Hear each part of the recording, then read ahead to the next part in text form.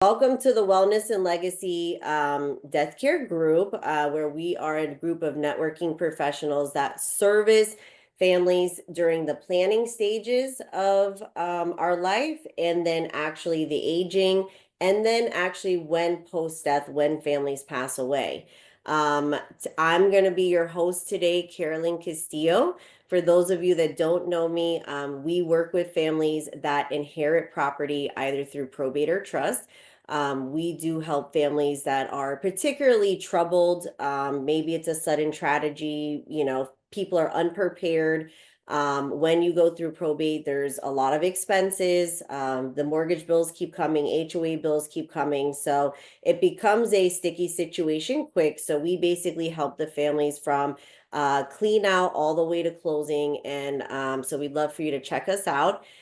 Today, you're going to be a part of our Wellness and Legacy group that we've created here in Ponte Vedra, where we have literally made our way almost through this entire mastermind. It's really incredible what we've collectively done as a group.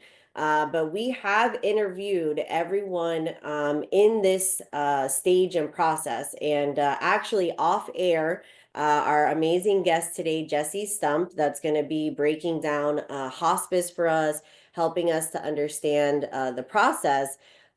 She has now shared, now she's learning stuff about financial planning, estate planning, things that she wouldn't previously think about, and she's directly connected inside of the industry. So this has been the cool part, is we're all really understanding what the left hand does, what the right hand does, because what we've noticed is that it takes a team, to do everything. There's not just one professional that handles every aspect of pre-planning and death. So it requires a network and a team, and that's what we're here to do. So a little quick about our vision is creating a seamless connection between the wellness industry, which serves individuals prior to death, and then the legacy industry, which supports individuals and families post-death. What we've recognized is that both sectors often serve the same customer at the same time, even sometimes simultaneously. So our group really aims to understand all the collaboration across all these critical stages, so that we can ultimately unite our industry together and better serve our communities. Okay, so welcome. Thank you for being here. And we are going to go ahead and kick it off with our guest for today. She is here sharing with us about hospice. So I'll go ahead and bring you to the stage, Jessie Stump. Okay. Hey y'all. Hey everybody. Yes. She's So, amazing. Yes, Jessie, thank you for being here. I really enjoyed learning about hospice through you, through your eyes. And so I'm excited to, now share, what this means for everyone. I think that not everybody thinks about hospice until it's like a family member of yours and you're just thrust into it and you hear the word, but you don't really understand, all that it's there. So thank you so much. If you want to go ahead and, introduce yourself and tell us yeah, where you're from.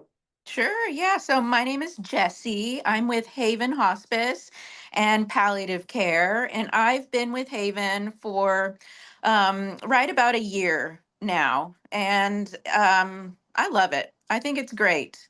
Um, It's in not my everybody think you love hospice. I know it's strange. It's strange, but I'll tell you why in a minute. But before before all of this, I've been in some sort of medical sales for 15 years, doing a variety of different medical sales. And I really wanted to get into something that wasn't quite so money centric, that was more people centric. And I wasn't seeking hospice for a career, but it fell into my lap, and I'm really happy that I am a part of it. I was walking to an assisted living community today, and I was just thinking how I'm realizing how much I enjoy talking and hanging out with seniors. Wow. Seriously, yeah, I was like, huh, I didn't know that this is how it was going to be. So Anyway, It's interesting because I think everybody, a lot of people, not just yourself, that work in this space are like actually called to the space, yeah. and it's not everybody from the outside can always understand. It's not always about the money, Mhm. it's about, the lives that you're changing, the people that you're impacting, and like you're doing purposeful work, you know? Right. Yeah. I think that makes a big difference. Um, in my self-worth, at least, that I know that I'm doing something that's good. Yeah. That's But really cool. So you yeah. got into working in hospice. So I guess for everybody that's, just at a very basic level, what is hospice? Yeah, so hospice, dun dun dun, right?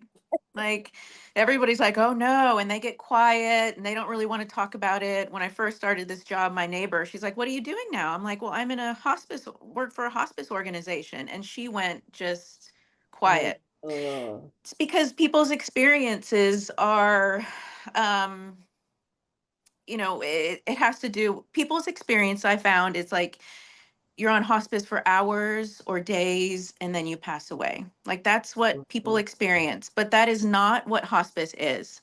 mhm, So really in this presentation, I want to, dive into hospice. I want to talk about who's eligible. There's a bunch of stigmas out there mhm. that I want to dispel and really just how to start the conversation. So Yeah, that's was my understanding of hospice was like you go to hospice because you have like hours or days to live. And yeah, so but you're saying that it's not like that. I mean, when do people really start getting into hospice then? yeah. So some people think that hospice is a place, but it is a business. It's an organization, and it is regulated very tightly by Medicare. So, yes, hospice is end of life care, but Mhm. 50 years ago, Medicare put some regulations on hospice. So we all do it pretty much the same way. So it's been the same way for a long time, but the mindset is starting to change. And I have seen that people are starting to talk about the new hospice. So that's my thing that I want to talk to you all about and to recruit you guys to help talk about the new hospice too. Right. So So you know, hospice can be not in, so my nana was in hospice and she was in a facility. So it was in urgent care downstairs and then but there was also hospice upstairs and it was like a whole area that looked kind of more like homey. I don't know yeah. if that's the right word. It had like couches and blankets and it was like living room, like you felt it wasn't like all medical feel to it. And that's my experience with hospice. So is it people can have hospice in their homes or? Yes, yes, yes, yes. So hospice really is very individualized, and we can um, cater to what the person wants, really. So we can provide hospice services wherever anybody calls home. That can be at their physical home. It could be in an assisted living community. It could be at a long-term care, a nursing home. It could be at a care center, like where your Nana was. It can be in somebody's car if that's where they live. It can be in a shelter. It can be on the streets. Really? If If somebody they lives on have the streets. they have to have Medicare, So good Medicaid. question. It is covered by insurance. Most insurances will cover hospice. Most Medicaid insurances will cover hospice. But our mission at Haven is if somebody needs hospice services, we're going to provide it. Sometimes it's on a sliding scale. So if they have some funds to put towards it, we can figure out what works for them. If they have nothing, then they don't. And we've got a foundation that helps kind of pick up the slack when it comes to somebody who Wow. who needs the service but cannot afford it. Wow. That's Yeah. incredible. Yeah. That's So, incredible because if you really think about what hospice is from my perspective, and I would, is, people that are taking care of you, like in your end days, or again, I'm thinking end days, but maybe I'm wrong, or the time when you would need care the most, right? Like, so yeah. when would hospice start? Like how would that work in Right. your medical journey? So let's talk about the eligibility. I think that's what you're asking about. So Okay. so who's eligible for hospice? And it's really anyone. It doesn't have to be at a certain age. It can be young, old, anyone who has a life limiting disease, and where two physicians look at the trajectory of the disease and agree that the person has about 6 months to live. I know it's we're putting it all out there. We're not tiptoeing Mhm, around it. A mhm, life-limiting disease. So somebody does need to have a terminal illness, so to speak. mhm, Now, the terminal illnesses that we think about are, like most of them are is cancer, right? Like that's what mhm. comes to mind, it seems like. But I mean, people can have liver disease, they can have kidney disease, HIV and AIDS, Mhm. COPD, congestive heart failure.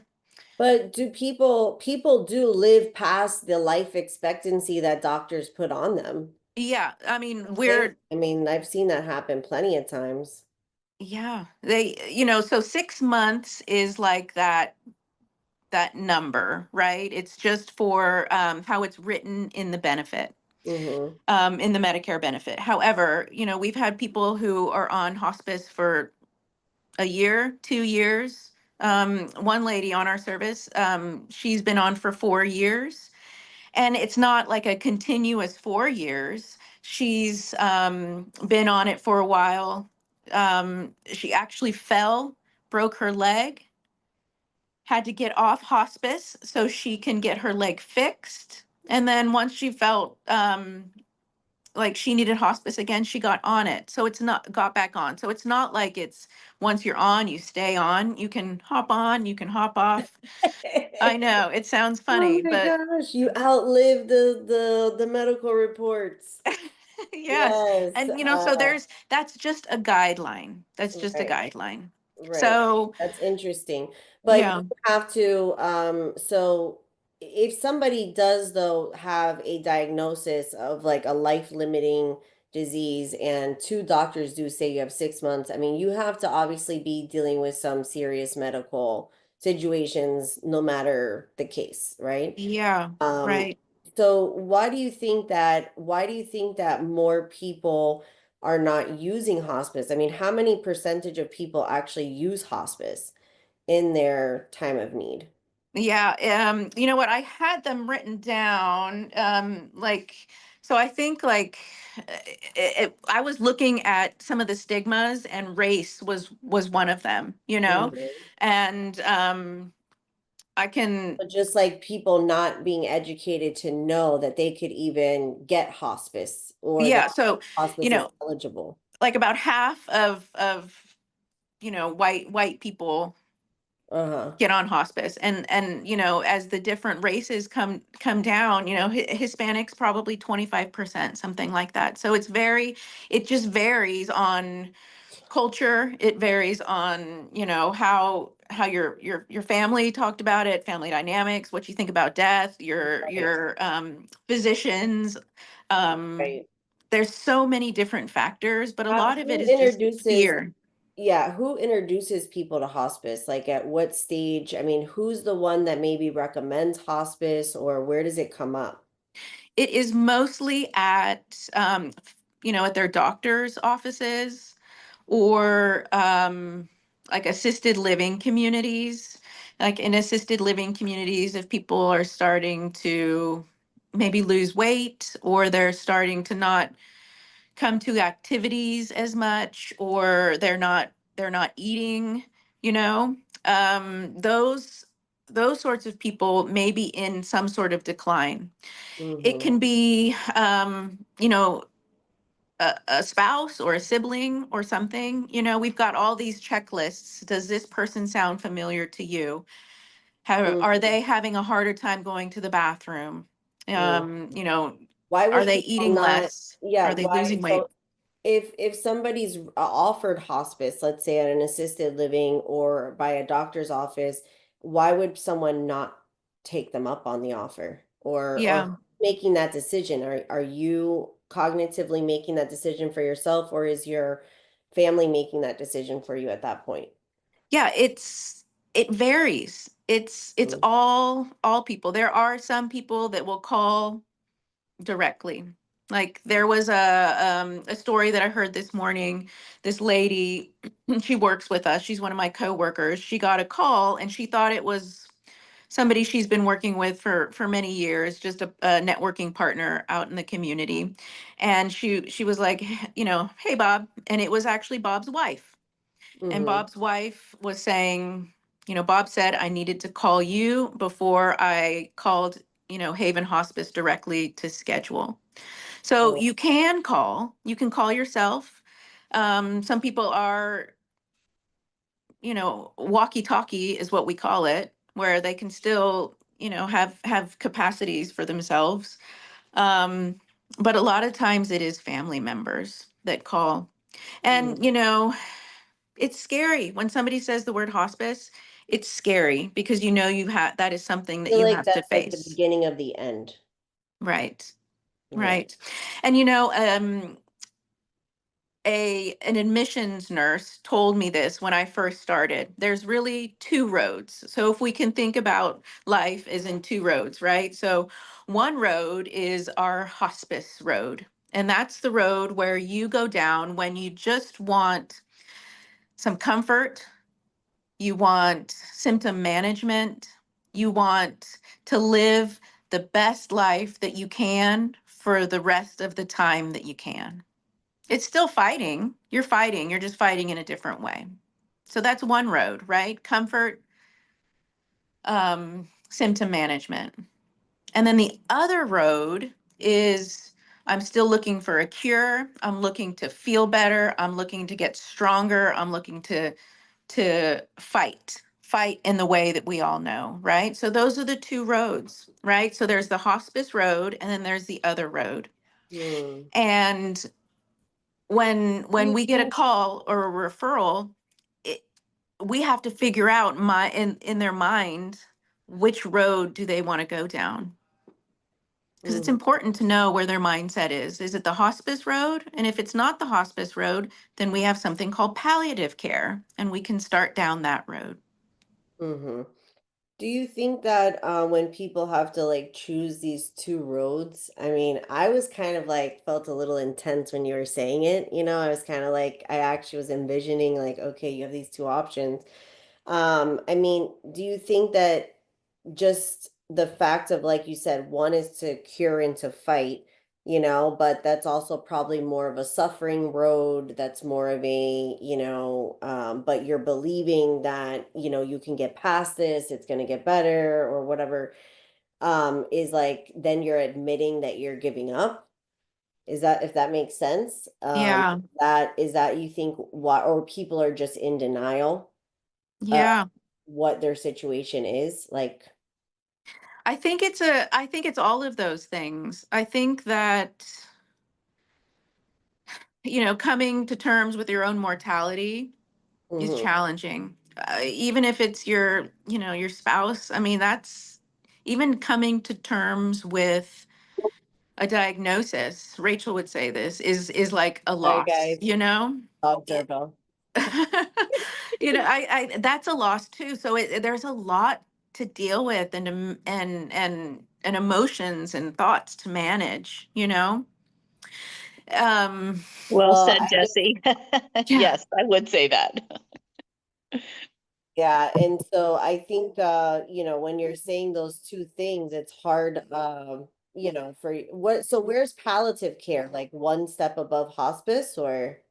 yeah. Well, palliative. So palliative care is still those comfort measures, symptom management, right? So it fits under the hospice umbrella, but um, you can have palliative and still so palliative care, that's where a nurse practitioner would come and um, look at somebody holistically, WHOLE, like as a whole. So this is a specialist. It's billed through insurance as a specialist visit. It is Mhm. a house call practice, so we would come directly to the home or wherever they would call home. So that way the person doesn't have to get out of the house if they're having trouble, you know? Mm-hmm. So there is a 24-hour nurse call line. It's not 24-hour care, but it is a 24-hour call line. So if they're having some distress, maybe having trouble breathing or something, anxiety, and they want to go to the hospital, they can call us and we can kind of talk to them and decide whether it is a good idea to go to the hospital or we can come and see them in the morning, you know. So there is some Support. care, but it is not as intense. It's usually monthly, a monthly visit where we can make sure all of the medical things are tightened up. Yeah. What And does then, it qualify for someone to go on that? What are the prognosis that you would have to have?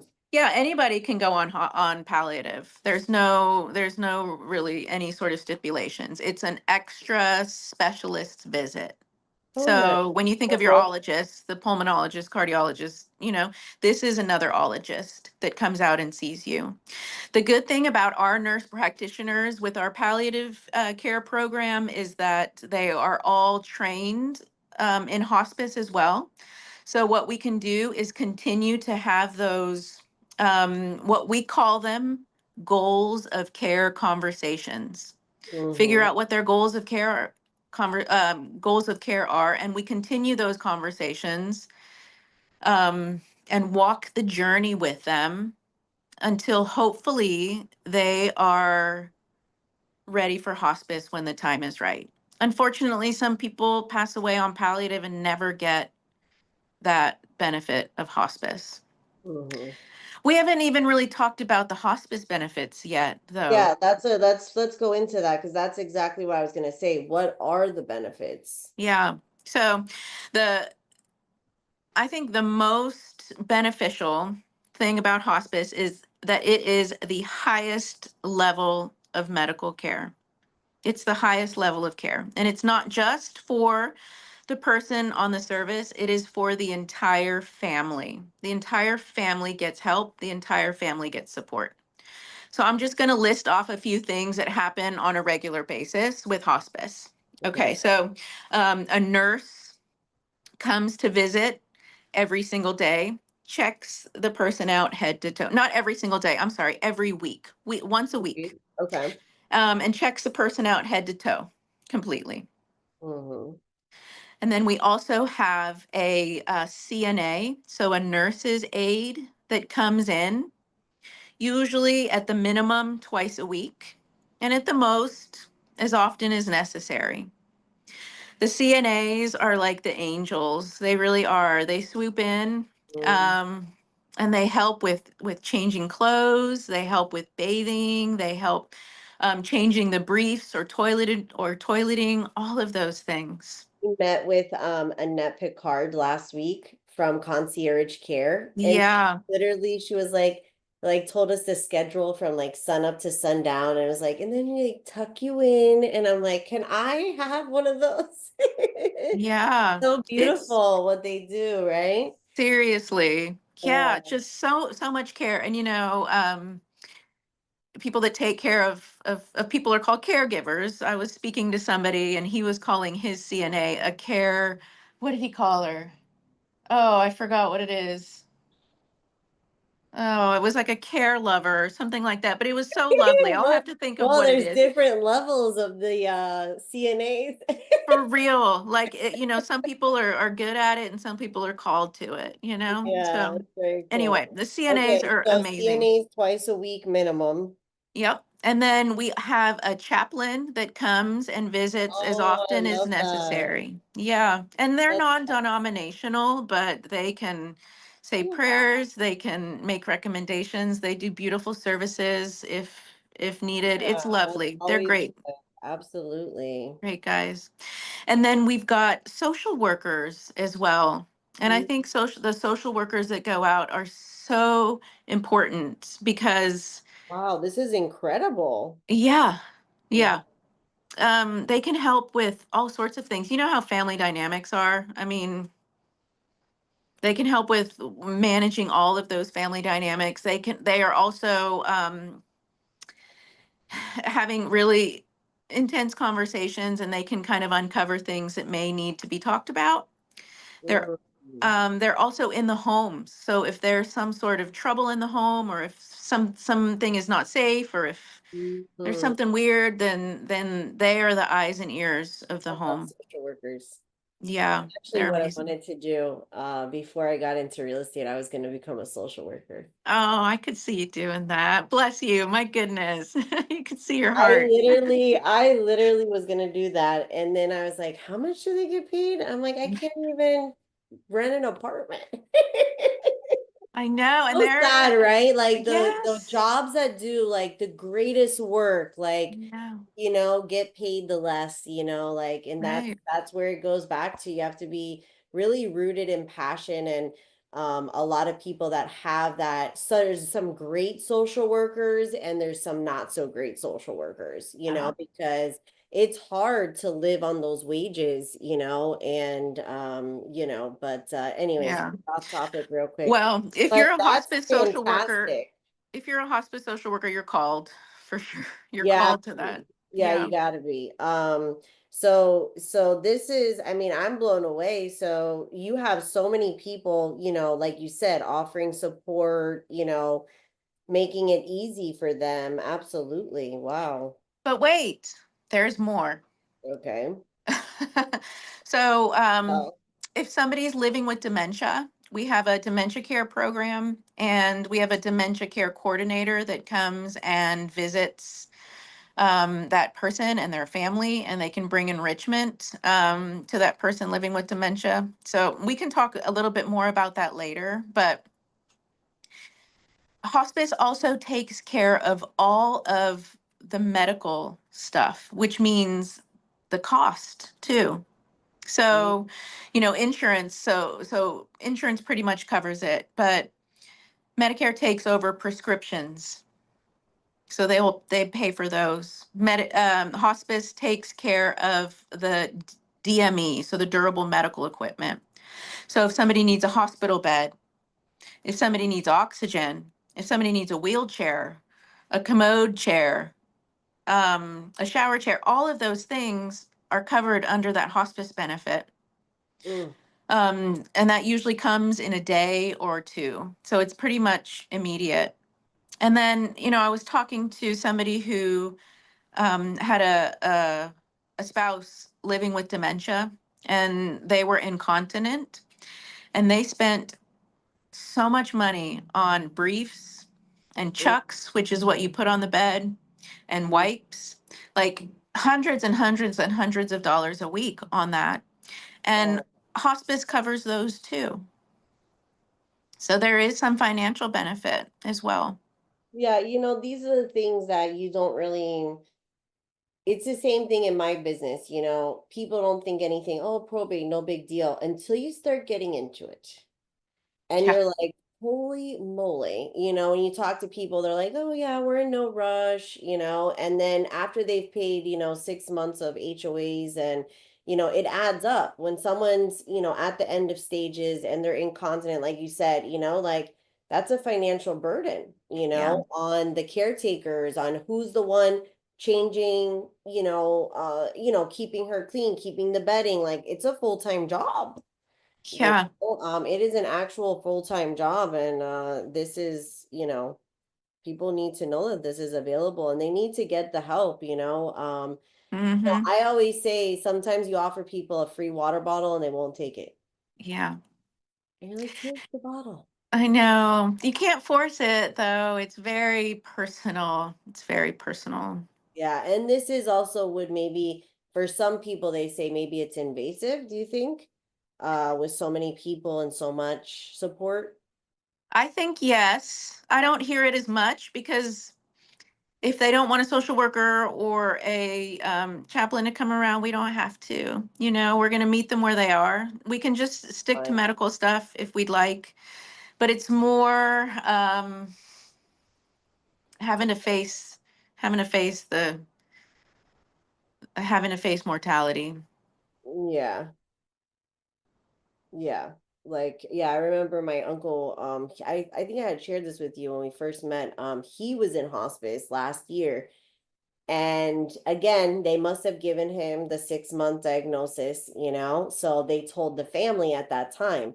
And the family knew about hospice, my aunts and everything, they knew about hospice. They had experiences with them. And so they called hospice. And then the nurses came to the house. Like basically everything that you're explaining, I was seeing it in action, but I didn't really know the inner workings. And but the funniest part was is that you would go over and visit, and he'd be like, I don't know why everybody's coming over here, like I'm not going anywhere. I don't know what's wrong with everyone, but his wife, that was caring for him and the people around him, like they saw everything that was happening. So I think maybe they were helping him to make those decisions because he was probably when you're talking about those two roads, he was probably like, I'm fine. I'm going to be fine. No problem. Yeah. And it was probably helpful for the family too, maybe Big just to take a time. little bit of Yeah. that Like off. you could just enjoy having time with him. Somebody was coming to bathe him. Somebody was coming to give him his medicines. And, Right. I remember they put the combination lock on the door so the nurses could just come in, the house was Yeah. kind of like the hospital. Oh, that's nice. Yeah. Yeah. Well, So I think that this group that we have here, I think a lot of the times you say that we don't want to work in crisis, like we want to, and hospice helps with that. So if you've got a social worker coming that can talk about, funeral arrangements, then you don't have to scramble to get funeral arrangements when you're trying to spend as much time as you can with your loved one at the end, or you're not really caregiving because you've got hospice there to help with that, and you can really spend time with your loved one. they know about all the resources, in the community, Right. what their options are, right? Right. So Right. us as professionals, we're educating ourselves. Even as professionals working in this space, we're still like, what you know, I know what I know, but now we're starting to really understand it all. And when you're dealing with families, we can educate, since we are so close to the space. Yeah. Right. So yeah, it's interesting, but as much as we want to help people pre-plan and talk about it, we've said this many times, you'll always have crisis. Right.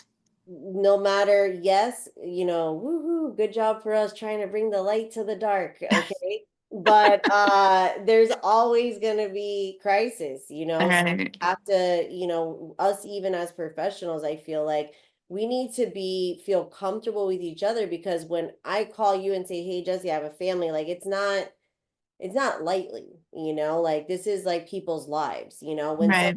calls me and gives me a referral, I mean, you're literally entering into these people's lives for a period of time to really see like the inner workings of families. It's a very like sensitive, vulnerable space that we work in.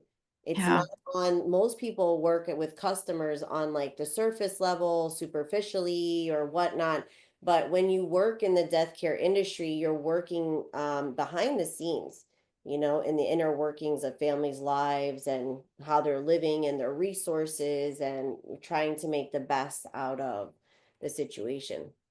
Yeah, I do. It's a lot. It's a lot to think about. Um, This is great. So, we could easily get off on a tangent. So, we basically have talked about the benefits, all the weekly visits that are available, support for the family, the cost, prescription, bedding, diapers, medical equipment. What are the other benefits? Are there anything other things that you should highlight? yeah, I think that one that the family can take advantage of is called respite. Oh, So respite is, we say that you can go on respite monthly, but if there is a family need, then the family can take respite. Okay, so what is it? It is a Medicare benefit where the person on hospice can go to one of our care centers, like a little hospice house, oh, and spend 5 days there. and we would take, it's almost like an inpatient hospital, but without looking hospitally, right? It looks like you were saying a home and stuff, Oh, but that care is 24-hour care. It's round the clock care. It's like you're in like an intensive care unit almost. So if you need that type of care, it's available. But this allows the family to have 5 days of, dare I say, freedom from caregiving. gosh. Wow. So we've had people go to doctor's appointments that they've been putting off. We've had people lock the door and not leave for 5 days and sleep. You know, we've had people go to graduations, Oh, weddings, that sort of thing. yeah. Maybe somebody is a caregiver to their spouse and they get COVID. I mean, they can't be taking care of somebody with COVID, especially if somebody who's immunocompromised or whatever. So, Yeah, like if um, you're going through something, yeah. yeah, you can't Wow. really take care of somebody if you're not taking care of yourself. So that respite is huge. It really allows for some rest and recuperation. And it seems like when people come back from the care center after respite, they're, like they've been doted on and spoiled for 5 days. So they usually come back quite happy. Wow. Uh-huh. That's Yeah. amazing. And then the last benefit that I want to talk about is something called continuous care. So every body is different, right? But there are specific people that want to stay in their home no matter what. So whether it's their home or their assisted living community, some people want to stay there till the very, very, very end. And if somebody wants to do that, then we at Haven can make that happen with something called continuous care. That means we give round the clock, 24-hour nursing care until that person is either out of crisis or they pass away. So instead of having to pass away in a hospital or someplace that you don't want to pass away in, you can pass away wherever you want. And I Mm, just think that's lovely. that's huge, yeah. So they would, when you get to the point where basically you've advanced, I'm actually going through this based on my uncle's situation. He did Yeah. pass away in the home. Hmm. And I remember, the family was there and it was like a whole situation, but he was on hospice. So he must have, as he progressed, then they just kind of went into action on that. Right. That's exactly right. Hmm. And we could, you know, go to the care center. Somebody could pass away at the care center, but like there was a gentleman I was speaking to. He's like, I just want to sit in my recliner, look out at my beautiful view with my two dogs. That's how I want to go. And that's lovely. And we made that happen. That is cool. That is really cool. This is amazing, I'm really happy to learn, it's a little awkward, I'll be honest, like really, I'm really shocking myself the more deeper I'm going and the more my mind is expanding as I'm, because, you immediately think about, yourself, your loved ones, like just how this all plays out, and it's something that your mind is not, typically thinking about. Well, you're pulling it off very well. I mean, Thank you. extremely professional, and Thank it, you. it's not many people really talk about a life-limiting illness or diagnosis. Right. They tiptoe around it, and sometimes it's nice to hear things the way they are instead of a roundabout way. Right, looking at, the positive or, how to reverse it instead of being a negative situation. I mean, also just the way that, the family can get the support. I mean, I don't see why anybody wouldn't, register for this or sign up for it or want this to be part of their plan. Let me ask you this, as part of your health directive, when you set that up in your estate planning, I don't know if you've, kind of dabbled into those conversations. Is this something that you can already have chosen for yourself, or, like right now, we're all talking about it, Yeah. you like make that like pre-decision that I want to start, as soon as hospice would be available, I would want to have that as part of my end of life plan, or Yes. And we've got these things. I'm just trying to fish one out real quick. It's called, I don't know if you can see that, the five wishes, but it's I can unblur myself, but really it's called the five wishes, and the five wishes are: the person I want to make care decisions for me when I can't. mm, Question or wish number two: the kind of medical treatment I want or don't want. mm-hmm, Number three: how comfortable I want to be. Number four: how I want people to treat me. And number five: what I want my loved ones to know. So it's like a booklet that you go through. And, you know, I've done these. I can bring a bunch to the next meeting and we can all take a look at them and you guys can take them mm. home or Yeah, do I what you think want it's with. good. Yeah. It's just getting past like the shock effect, I think, for all of us mainly, that we're, Yeah. you know, just to feel like, hey, like this is what it is and I understand it and I know the process. Um, but how enforceable like is basically your wishes are just like on a piece of paper, or do you have to get it notarized, or does it I guess that would be a point if you were not within full capacity of yourself, I guess. Right. That's when that's Right. would kick in, right? Yes, for sure. So the whoever is the POA would basically speak for them. Now, if the five wishes, so I don't know a whole lot about wills and that sort of thing, but in Mhm. certain states, what we work on is the five wishes. That's what Haven works with. You don't have to get this notarized in the state of Florida. This is like a legal document Mm. in the state of Florida. There are certain states where you do have to get that notarized. So let me Um, ask you, what about if a family member disagrees with what's written on that paper?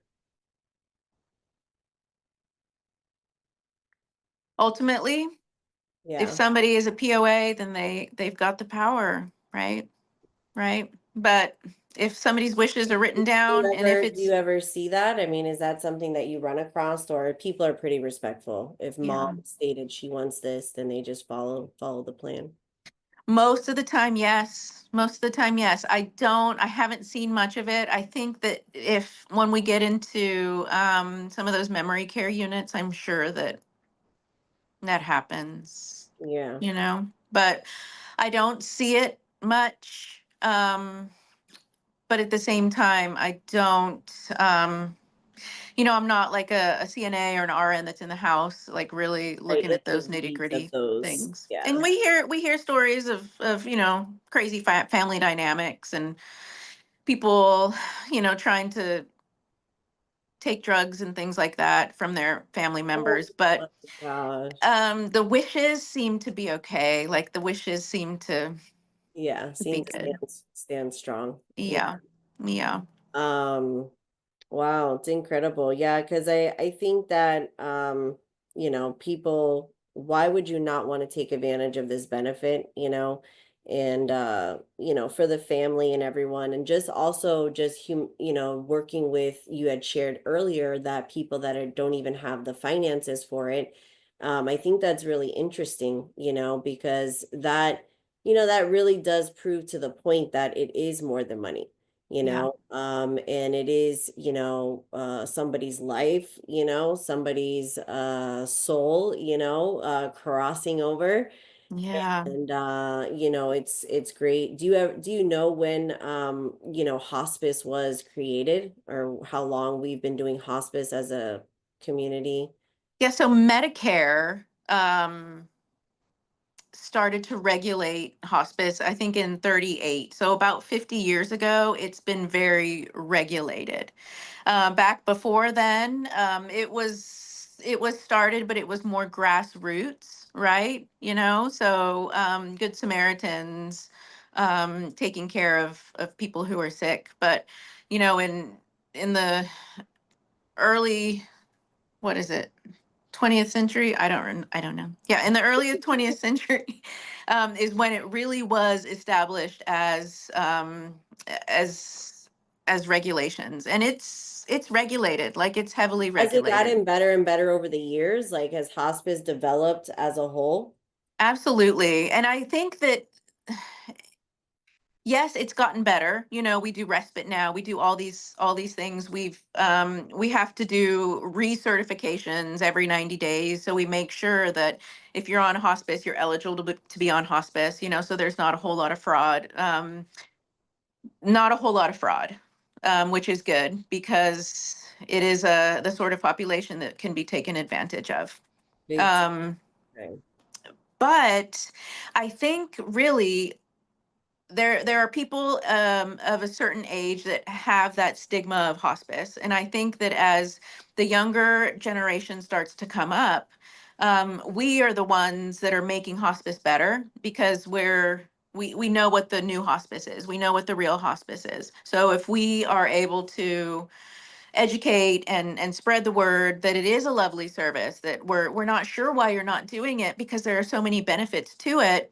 If we can spread that word, then hospice will get better and better, Right. I think our nurses, the care that we give, um just in not just my Haven, but in general, those people they've got a calling. It's lovely. Angels. Yes. Yeah.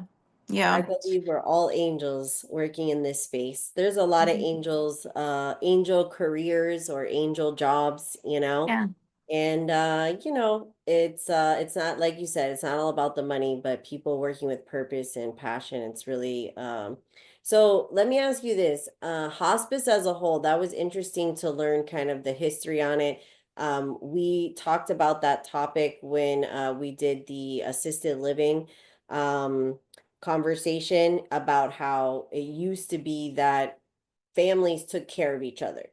Yeah. That's how it was. And then, nowadays with families dispersing, it's not that you just live in one city and one town. People move, they go to college, they get jobs. Like, we're more transit than we've ever been, in our history probably. Yeah. And now, you don't have grandma in the room with you, and then, and now we're working, everybody's working so much, Right. so now is where, these support services, as far as, assisted livings, and then as far as hospice goes, you Hmm. know, it's helping you take care of yourself. It's helping you, die with dignity, I would guess you would say, Absolutely. in a beautiful way around people that have the resources and the help to help you. Um, In the way that they want, right? mm, Like mm, it's their choice. right, right. And being, like I said, having the conversation earlier, because I think as people get older, from what I hear stories of families I've worked with is like, they didn't want to let the, AC contractor come over and fix the AC because they get kind of like paranoid at the end, and they just don't want like a lot of people around and stuff like that.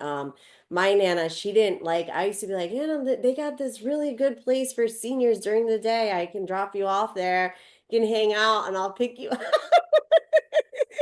She's like, no, I do not want to do that.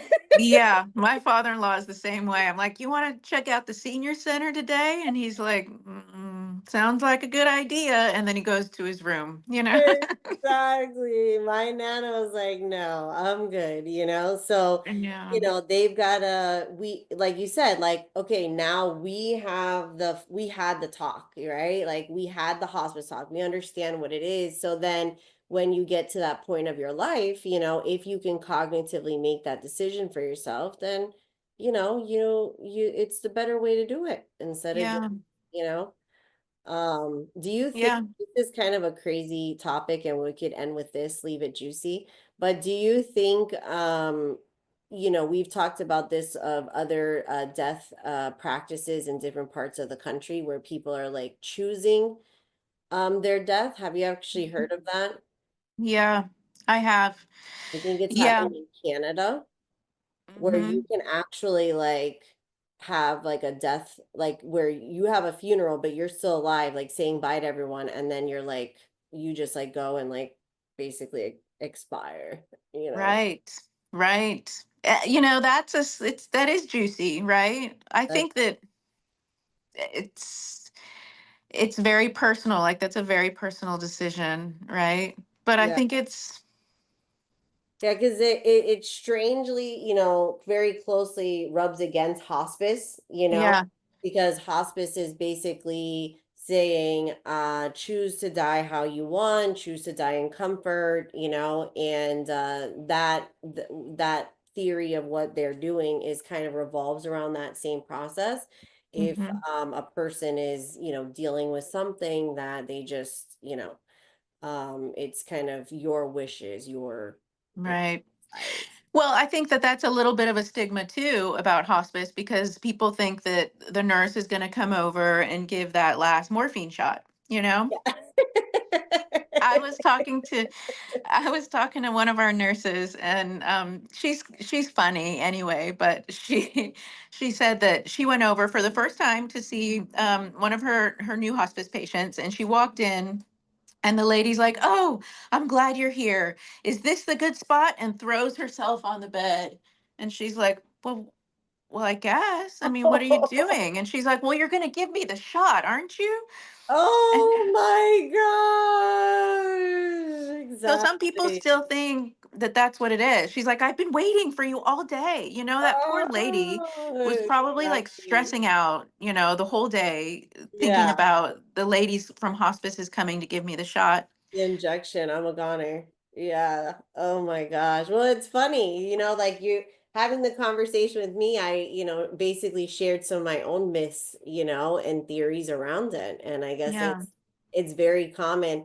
I want to give Rachel, if you are here, I know we have some live guests, Holly, if anybody wants to ask a question to the hospice specialist. Thank you for sitting in by our conversation. It's been a adventure on this one.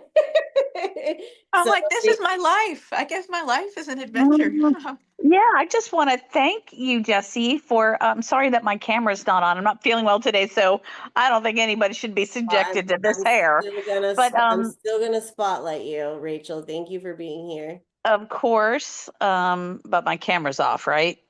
Yeah. Yeah, I can't see you, Okay, Rachel. You're safe with good. us. It's just such an important topic, and thank you so much for bringing so much more understanding to hospice and to the fact that I love that you mentioned that loss isn't only after death. We go through a process long before a physical death. When there's any kind of change in a status quo or, change in our mobility or health or someone else's. So thank you so much for mentioning that. And I just think the world of what you do. It certainly is a calling for those of us working in this industry in any capacity. We're needed. And look, I'd love to work myself out of a job, but I know it's not happening anytime soon. So I'm very grateful for what you're doing, Jesse. Thank you for bringing so much understanding to hospice. Thanks, Rachel. Sure. And for you, Carolyn, to give us a platform. And I'm sorry Yeah. that I interjected something I realized later, like, oh, shut up until the very end. But yeah, I just thank you for giving us a platform to Mhm. share more about what we do to help more people understand it. And I'm glad that it's going to live in uh, Internet land. this recording will live so people can listen to it later. Yeah. Exactly, exactly. And we were talking off the air, Jesse and I, just about how, you know, we are part of, I believe, you know, you guys know I'm a little, you know, deep off the deep end sometimes, but, you know, I In a good believe way. I believe that, you know, we are part of actually a movement. I think Mhm. that we are a part of people coming to the realization that it's not going to be so taboo anymore. It's too Mhm. complicated. It's 100%. There should be systems, and the whole process should be easier. It Yes. shouldn't be so behind closed doors between families, between professionals, you know. Yes. And you know, I had posted a video that they had just created, and it was a documentary called The Dues of Dying. And it Mhm. just goes into, you know, people don't realize until you're there, most of us, you know, of everything that compiles with it, you know, Yes. because we spend our whole lives living, and we plan for everything. You know, we plan for our retirement, we plan for this, we plan for that. But then the reality is that there is a time when that's it. It's a done deal. It's a wrap, you know? So why should we not teach ourselves? Even like sometimes I worry about my daughter sometimes because she hears all the conversations and the things, you know? But I think that she's just understanding it. She actually has an ear for it now. Like it's happening Yeah. all around us, you Yes, know? that's That right. exposure is great, I think. It is great. It Yeah, and is it's great. it's in a respectable way, but it's, you know, like before, like I would never, my ear would never probably catch something of hospice before. But now that I have the education, that it's in my mind, that I understand all the benefits, the pro, you know, when somebody brings it up, I can easily interject, and I can easily, you know, engage. And so then you start picking up more, and you start hearing about how where it's happening, you know. Mhm. It's very true. Yeah. I think a So big part of why people ignore conversations about hospice, about grief, about loss is that they somehow do this magical thinking like if they don't think about it, if they don't plan for it, they can deny that it's ever going to be in their world, that they're Right. ever going to have to deal with it. And that's a tough battle to, you know, to fight. But I think making it as much a part of our conversations and taking it out of the shadows as Hmm. possible and letting our kids hear us have these conversations and talking about it is the way to slowly, you know, how it shift it. starts. Yeah. Yep. Yeah. We're part of a movement, you know, and Yeah. that's what I think, ladies. So rock on. Rock on. Okay. It was an amazing conversation. Thank you for your contribution. I'm sure we'll have you have more conversations like this and moving forward. So for everyone that's going to be watching this, thank you for watching. We will put all of amazing information regarding hospice, Haven Hospice, in our link, and you can get connected directly with Jessie. And we look forward to seeing you on more interviews as we uncover the death care industry, guys. All right. See you guys later. Thanks for joining. Thank you guys. Bye Bye. bye. Bye.